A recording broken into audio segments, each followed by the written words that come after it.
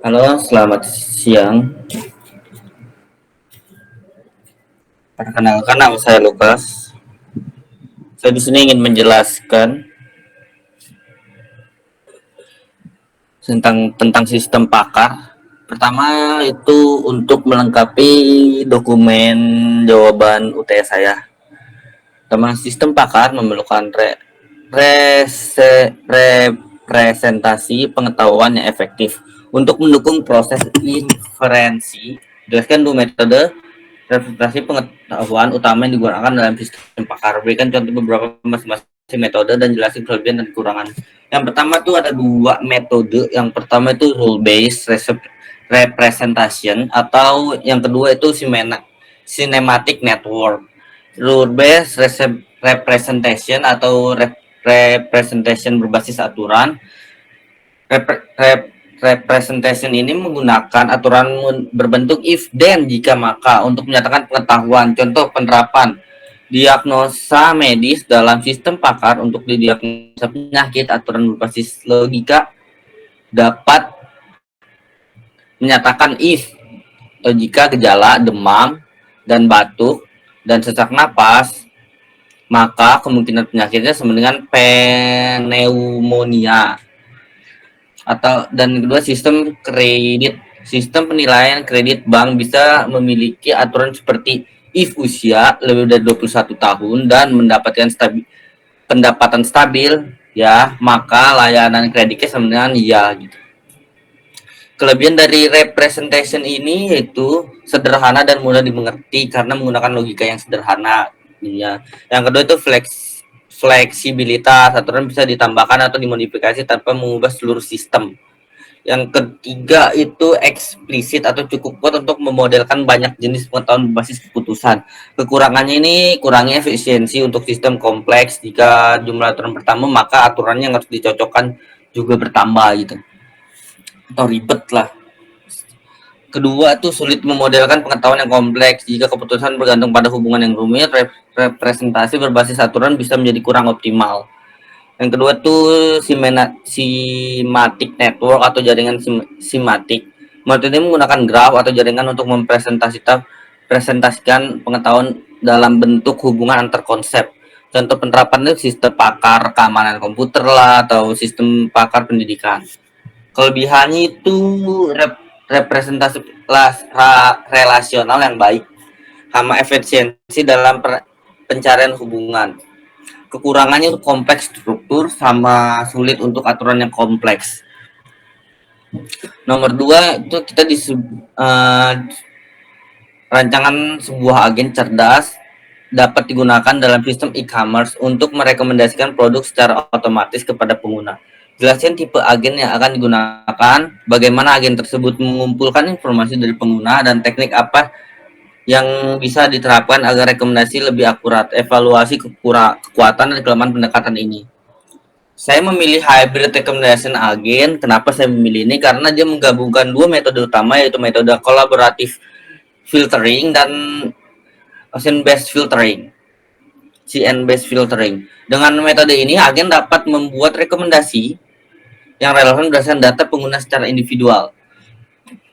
Itu cara yang kedua itu cara agen mengumpulkan informasi dari pengguna itu dengan cara sebagai berikut. Yang pertama itu data aktivitas pengguna di platform, misalnya data pengumpulan data dari apa yang dilihat, dibeli, dan ulasan dan rating untuk mengukur kepuasan pelanggan.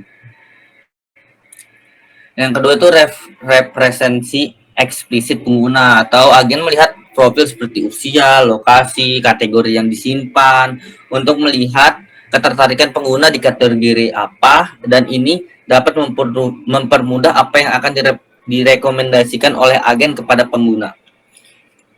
Yang C, data pengguna lain dengan referensi serupa, pola pembelian pengguna serupa.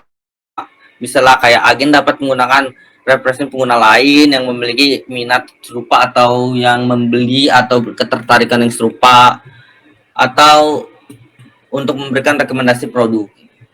Teknik yang dapat diterapkan agar rekomendasi lebih akurat itu collaboration fingering, atau yaitu memberikan rekomendasi apa yang disukai pengguna lain dengan preferensi serupa dan memberikan rekomendasi produk yang serupa dengan yang disukai pengguna dan yang disukai pengguna. Yang kedua itu content based filtering. Itu yaitu agen menganalisa kok konten produk yang dilihat dan dibeli seperti mendeskripsi dan kategori, kemudian mencocokkan produk serupa yang sesuai dengan represensi pengguna.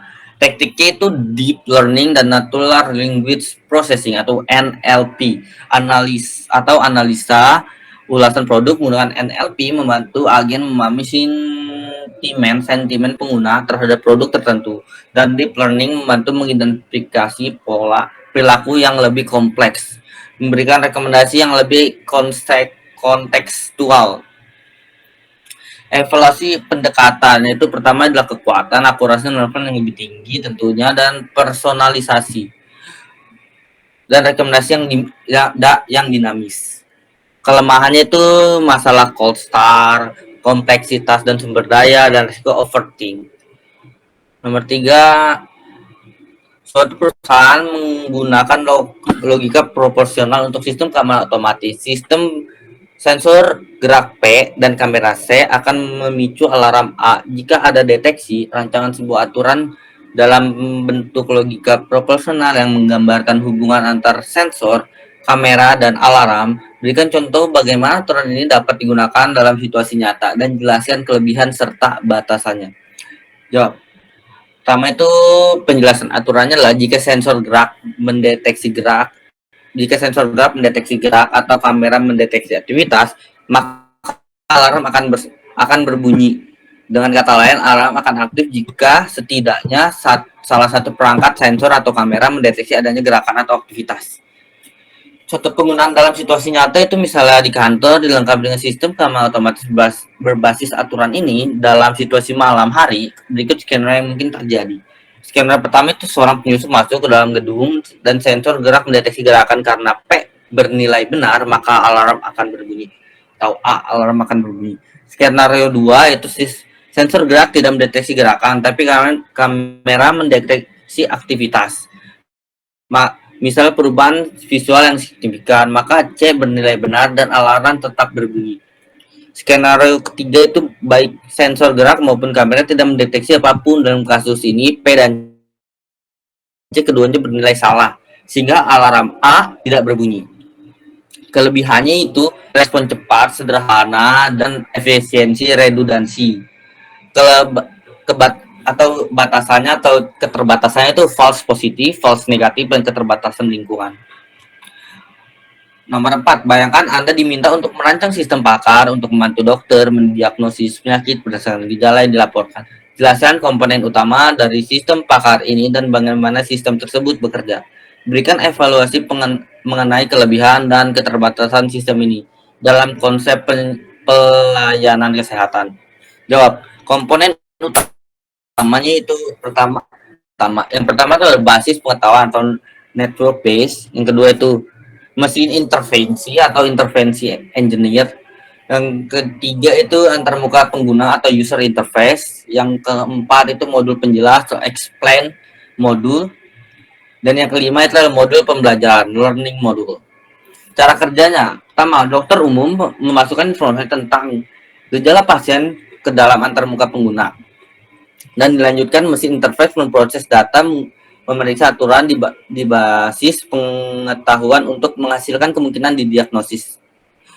Dan dilanjut sistem menampilkan hasil berupa daftar diagnosis yang mungkin, peringkatnya berdasarkan tingkat kepastian, dan rekomendasi untuk tes lebih lanjut atau rujukan ke spesialis. Yang kelima atau D, modul penjelasan menunjukkan alasan dibalik setiap kemungkinan didiagnosis, memberikan dokter konteks untuk membuat keputusan medis yang lebih baik. Evaluasi sistem pakar, kelebihannya itu meningkatkan efisiensi di diagnosis, yang B mengurangi kesalahan diagnosis, yang C mendukung keputusan, yang D pelatihan medis. Kurangannya itu keterbatasan dan penanganan kasus kompleks. Yang B ketertarikan pada basis pengetahuan, yang C tidak menggantikan intuisi dan pengalaman dokter. Yang D itu masalah Dan untuk C, Anda ditugaskan untuk mengembangkan sistem berbasis fuzzy logic yang dapat menentukan kategori kelayakan mahasiswa untuk mendapatkan beasiswa berdasarkan dua faktor. Yang pertama IPK, indeks presentatif kumulatif, atau 0 sampai 4.0, atau IPK-nya 0 sampai 4. Penghasilan orang tua 0 sampai 10 juta dalam satuan IRD tentunya. Sistem harus memberikan 3 keputusan: layak, dipertimbangkan, dan tidak layak. Jawabannya adalah, saya sudah mengkodingnya. Ini kodingnya ke sini, dan ini adalah contoh saya ngeraninya. Oke, kita langsung aja masuk ke Python kita ya. Di sini sudah terlihat untuk fungsi untuk menghitung keanggotaan fuzzy IPK. Bisa IPK fuzzy, IPK, inisialisasi nilai keanggotaannya, dan if jika 2,5 sama dengan rendah. If 2,5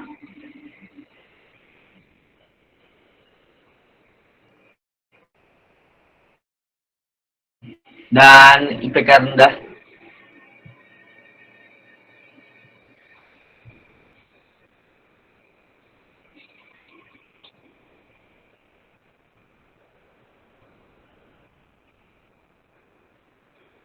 dan IPK rendah adalah 1 sampai 2,5, sedangkan IPK tinggi, IPK sedang yaitu 3,5 sampai 2,5, dan IPK tinggi adalah lebih dari 3,5.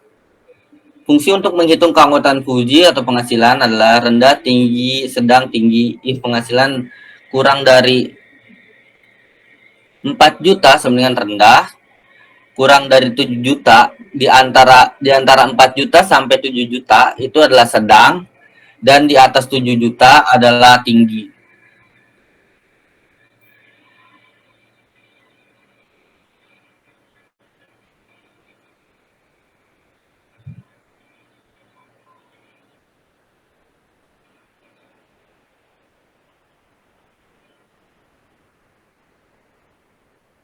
Ini adalah aturan untuk menentukan kelayakannya, itu yang tidak layak, dan ini adalah perhitungan untuk menentukan kelayakan beasiswa. Aturan fuzzy untuk menentukan kelayakan itu apabila tidak layak maka IPK rendah, penghasilan tinggi, atau IPK rendah, penghasilan sedang. Intinya apabila IPK-nya rendah maupun penghasilan tinggi ataupun penghasilan sedang, maka dia tidak layak untuk mendapatkan beasiswa.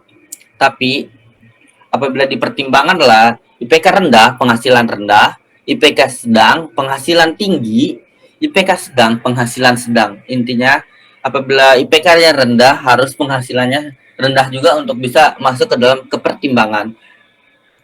Ini adalah faktor minimalnya. Dan IPK sedang masuk ke pertimbangan apabila penghasilannya sedang dan tinggi.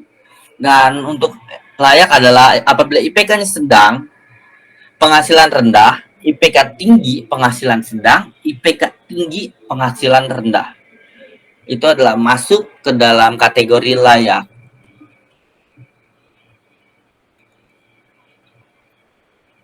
Inilah menentukan hasil berdasarkan keanggotaan tertinggi, layak dipertimbangkan dan layak tidak layak. Retun layak menerima beasiswa, maka else dipertimbangkan layak. Layak returnnya dipertimbangkan untuk beasiswa, else-nya return tidak layak menerima beasiswa. Antar muka pengguna sederhana. IPK input float, untuk input masukkan IPK 0 sampai 4.2. Ini untuk menginputnya. Dan penghasilan input float, masukkan penghasilan orang tuanya. Dan validasi inputnya 0 IPK, penghasilan input 10 juta, keputusan hitung kelayakan IPK input yang dari kita input tadi, dan IPK penghasilan input yang tadi kita masukkan, dan print keputusannya tuh dari masuk ke dalam, diambil dari sini, dan nanti akan keluar layak tidak layaknya. Susah. Print input tidak valid, pasien IPK antara 0 sampai dan penghasilan antara 0 sampai, nah ini saya berikan lagi, apabila IPK-nya dihitung 5 atau 6 atau penghasilannya ditulis lebih dari 10 juta, maka akan keluar tulisan input tidak valid. Dan info tidak valid, dan akan juga keluar, pastikan masukkan angka dengan format yang benar. Ini akan keluar apabila input PK tidak valid, dan value errornya akan keluar apabila penghasilannya tulis tidak benar. Ya, sekarang kita langsung run aja, harusnya sudah bisa. Pertama kita tulis IPK rendah, kan di sini ada tulisan yaitu IPK rendah. IPK rendah, penghasilan rendah akan dipertimbangkan. Misalnya IPK-nya 2, penghasilannya sekitar 3 juta, 1, 2, 3, 23. Dipertimbangkan karena IPK rendah, penghasilan rendah. Oke, kita running lagi. Kita jajal misalnya IPK rendah, penghasilan tinggi. IPK rendah 2, penghasilannya tinggi, karena penghasilan tinggi itu di atas 7 juta, berarti kita taruh 8 juta, tuh 23. Kan tidak layak menerima beasiswa, udah sesuai dengan nih, IPK rendah, penghasilan tinggi. Nah, sekarang kita masukin ke layak, yaitu IPK tinggi.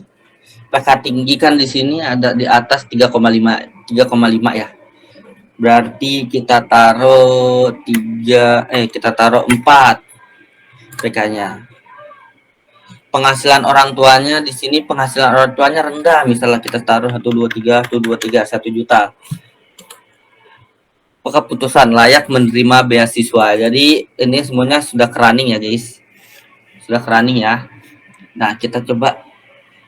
Jadi ini semua sudah running, dan segitu saja dari video saya. Terima kasih.